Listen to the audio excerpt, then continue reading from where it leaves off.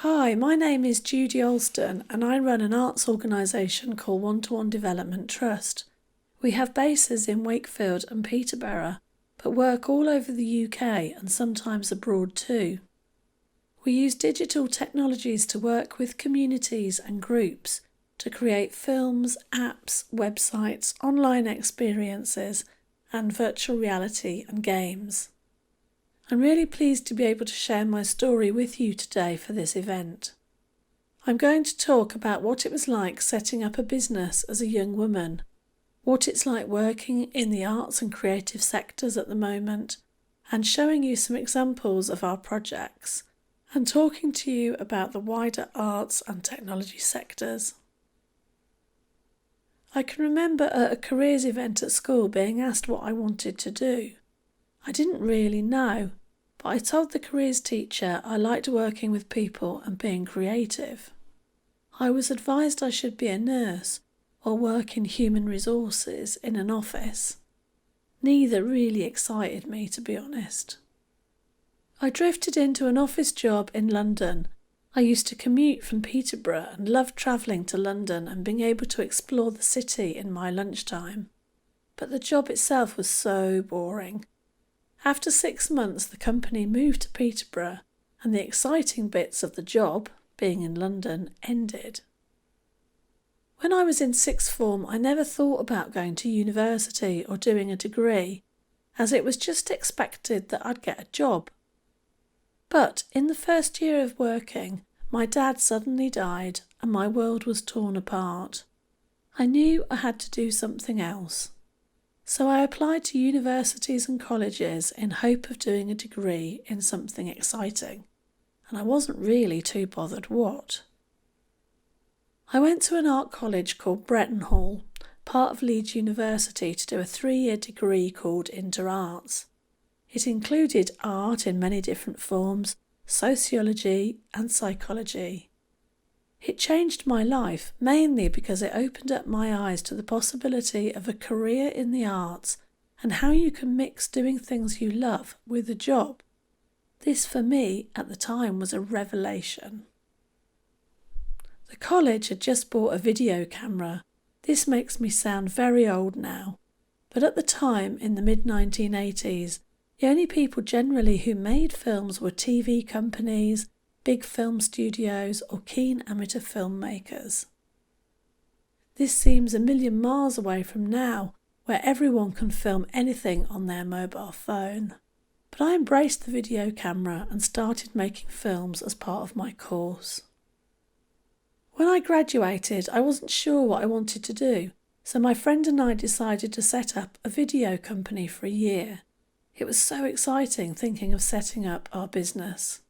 We won an award from Barclays Bank for the best business idea and got a grant from the Prince's Youth Business Trust to buy video equipment.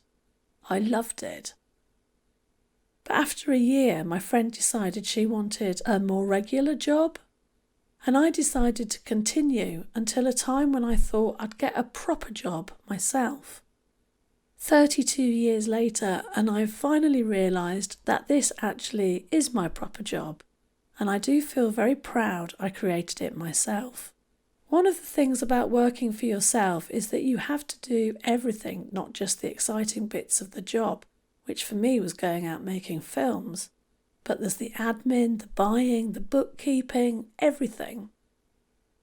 In the 1980s to the mid-90s, video cameras were very big and heavy. Even the batteries that went in them were heavy, and you wore them as a battery belt.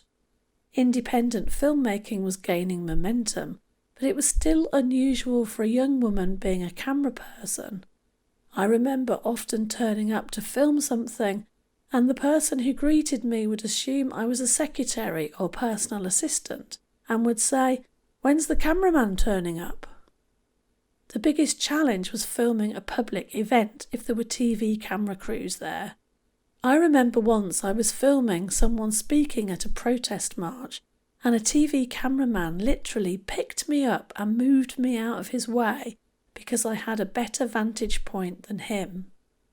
This type of sexism and arrogance has hopefully improved since then, For me, it was and still is important to always challenge behaviour like this. Filmmaking opened up a possibility to do lots of travel, but not as a tourist. I would find ways or opportunities to make films in places that I'd never normally have gone, like my first television commission in Bosnia, making a documentary film about an aid convoy and running an art project in a school with children who'd been living through the war. One of my favourite filming trips was to Bhutan in the Himalayas, because it was just so beautiful and the people were so kind. The types of films I make are documentaries, usually for charities, education, or for using in the health and heritage sectors. What I have realised is that wherever I've gone in the world, it's the same things that are important and inspire me. That is, people's stories, their resilience, and the kindness people show to each other and the planet. One of the things I find really amazing when I think back to my years running a business is how technology has changed during this time period. When I started out, there were no PCs, Macs for normal use.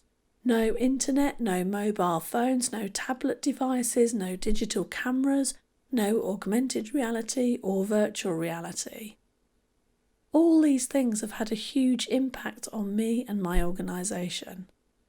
Technology is moving faster than ever, and to stay competitive in this field of work means that you can never sit back and take anything for granted. There is always new stuff to learn and new stuff to do. Over the years, as my organisation has grown, we don't just now make films, but we create websites, online experiences, apps, augmented reality, games and virtual reality. Basically, we embrace any digital technology to work with groups and tell stories, particularly with a heritage or health and well-being slant. It's the variety of work and technology that keeps my job interesting. And to keep it developing, you always have to think out of the box and address new challenges. I thought I'd show you a couple of projects where this has very much been the case. Zero Gravity Lunar Library. We won a commission to create a piece of digital artwork that would sit alongside Luke Jerram's Museum of the Moon, a floating moon that has toured all over the world. Wakefield's Festival of the Moon 2019 marked 50 years since the moon landing. We wanted to create something with a wow factor where we could engage lots of people at a live event. So we hit on the idea of Zero Gravity Lunar Library. We had 10 weeks from getting the commission to blast off. We made the experience using gaming technology. We got community groups involved, writing reviews about which book you'd like to take on a trip to the moon and why. We put the actual book covers with our participants' reviews on the back into the shuttle. We produced 10 short films interviewing local people about what the moon means to them. These were used as part of our social media campaign leading up to the festival. To make the project look authentic, we used models of the International Space Station and an asset from the NASA Public Domain Archive.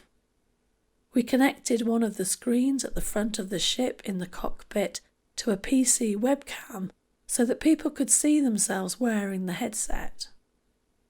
We decided that our visitors could land on the moon, but they would be working against the clock to plant their flag in the moon.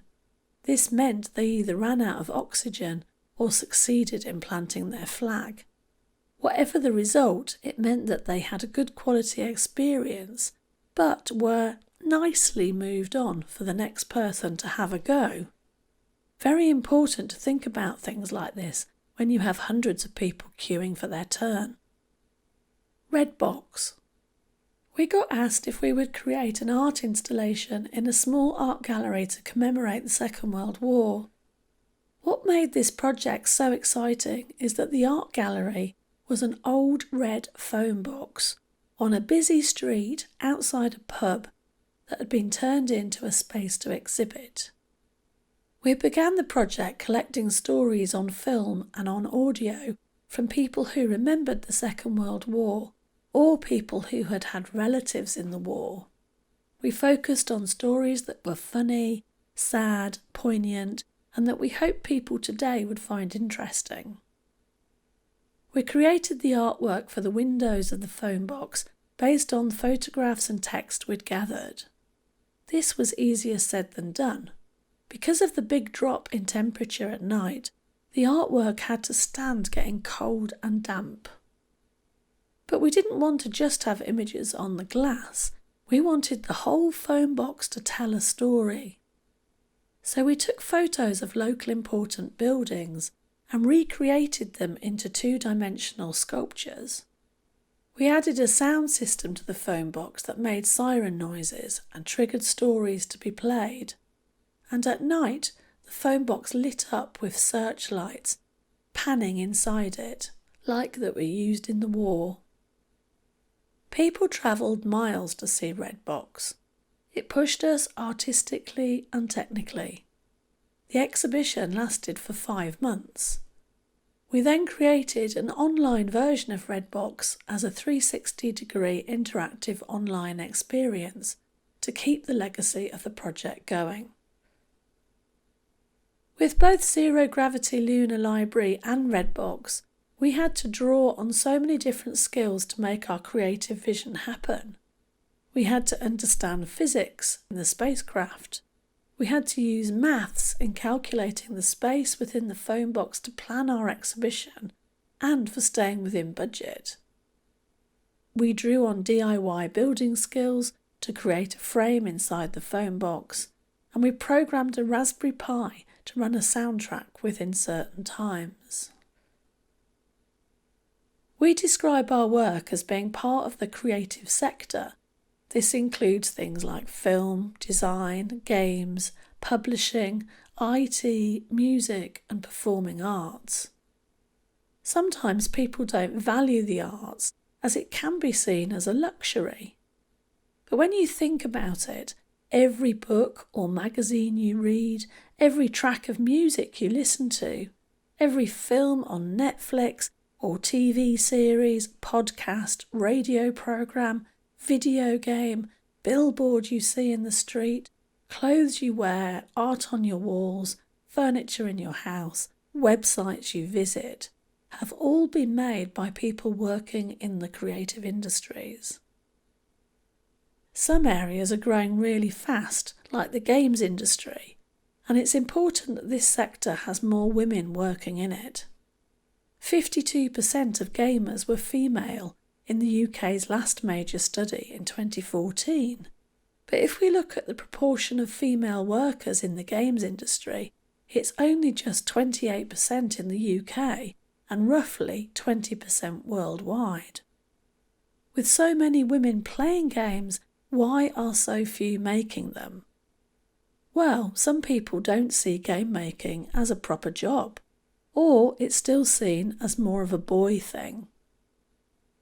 88% of students on video games courses were male in 2017-18. This imbalance needs addressing, but the stats show it is a sector worth considering working in. Intel, for instance, invested $300 million towards female diversity in the games division. They have also committed to double the number of women working as developers in the next decade. There is so much scope to work in the creative industries, and it is one of the fastest growing sectors in the country. In 2018, there were more than 2 million people working in the creative industries in the UK. This is 11.8% of all businesses. The value of the arts and the cultural sector to the UK economy is £13.5 billion.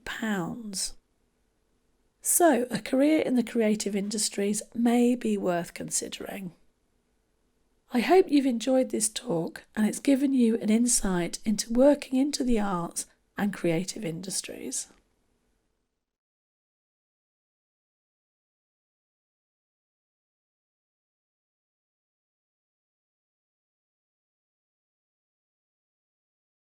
Well, thank you very much, Judy. And we'll go straight in with a question from St James.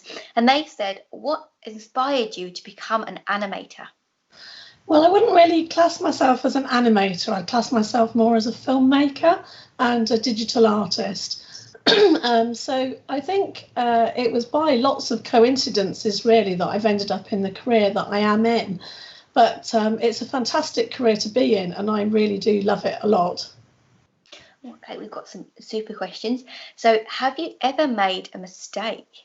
Oh my goodness, that is an absolutely brilliant question. I'm sure I've made absolutely loads of mistakes. One of the really positive things about making a mistake is that you learn from making mistakes. So one example I can remember is I was doing some filming, and I'd been taken on by another organisation to do some filming, and I got the camera setting wrong. And when I got back to the studio and showed it, it was all bleached out. All the picture was bleached out, and I felt like I wanted the ground to open up and eat me. I was just so devastated. But I tell you, I have never made that mistake ever again. So I think mistakes are a positive thing if you can learn from them. Good. We've got another one that's probably quite interesting. Do you work long hours? And that's from Hunsbury Park Primary. All right. I do work long hours, I think. Yes, I would say that I do. But I think when you really love what you're doing, sometimes you just don't notice how long you are working for. So when I'm, say, making a film, I can get really immersed in editing the story. And, suddenly, like, quite a lot of hours can go by. Sometimes my husband jokes if I'm working at home that I can be editing, and he'll bring in a cup of tea and put it on the table, and I won't even notice because I'll be so focused on what I'm doing. But I think that's a sign that you're really enjoying what you're doing. Okay. Oh, we've got another lovely question here, and this is from Wren School. And they said, what piece of work are you most proud of? Oh, that's an interesting question as well. There's some really good questions from these schools coming in. Excellent. I think I'm really proud of the project that I showed in the video that I've just done, which was called Zero Gravity Lunar Library. And we used gaming technology to make an experience of a space rocket, which you will have seen in the video. And I really loved that project because it was so engaging, and it brought in all the things that I really enjoy doing, like film, games design, art. It had archive photographs in. So it's everything I'm interested in all came together in that one project. And that was really exciting. Oh, good. Still some great questions coming in. We've got one from Katie Foster, and this is from Woodvale School. What made you and your friend start a business together, and what skills are required? Another good question there, Katie. We decided to start a business because when we were at university, we didn't actually really know what we wanted to do as a job. That's the true answer to the question. And we thought, oh, well, we'll try it for a year and we'll just see how it goes. And for me now, it's 32 years since I started the organisation. So it's a long time ago. And for a long time, I thought I'd get a proper job. And then I just suddenly realised, actually, this is my proper job and I really enjoy it. Okay. So the next one is, do you spend a lot of time on the computer? So to add to that, how do you sort of balance your time? There is quite a lot of time when you're doing digital work where you are on a computer. But I wouldn't say it was most of the time. I would say it's probably about 50% of the time because, well, when you're not in lockdown, it is slightly different at the moment in lockdown, but when you're not in lockdown, a lot of our time is out and about filming people, having meetings, planning, going out to do site visits to research things. So it's very, very diverse, and personally, I love being outside, so I really enjoy the outside part of my job. I love going filming to places I've never been before, and having that experience of being outside is really good. Okay, so still some more coming in. Again from St James. Did you know what you wanted to do when you were at primary school? No, no. I had no idea really. I think I've always liked working with people. So even when I was at primary school, I liked doing sort of volunteering for things that involved helping people or working with people. I always found that really rewarding. So I think I knew that I would do something to do with helping people and working with people. But at that time at primary school, and actually even during secondary school, I had no idea really that even a job like mine could exist. So that's been a really big learning curve for me. Okay. So if you were to give some advice to people, let's say when they're leaving primary school, GCSEs and A levels, what would your best bit of advice be? I think my key advice would be really, really enjoy doing things that you do enjoy. So, if you like, I don't know, climbing, put lots of effort into climbing. If you enjoy looking after animals, really go for that. There's so many examples of things now that you can do, so many avenues open to people and to young people. Have that passion and dedication to do what you really enjoy doing. And, that will stand you in good stead for the future, I think. Okay, we'll move on to the last question. And this is from Parker School. And they said, do you have any tips for anyone that wants to go specifically into your industry? I think try and get as much voluntary experience as you can. So, I mean, all sorts of things you can do, like you could help local charities with social media because, a lot of you guys will know how to do social media, and a lot of you will be really good at taking photographs and, have really good insight into skills that a lot of people around you that are running organisations might not have such good skills as you guys have. So I think if you can do any sort of voluntary work in your community, definitely do it. Take as much opportunity as you can to get used to communicating with people and using technology and digital technologies to do that. Okay, well, thank you very much, Judi, for that session. And we're moving on to our next amazing presentation. Thank you. Thank you very much.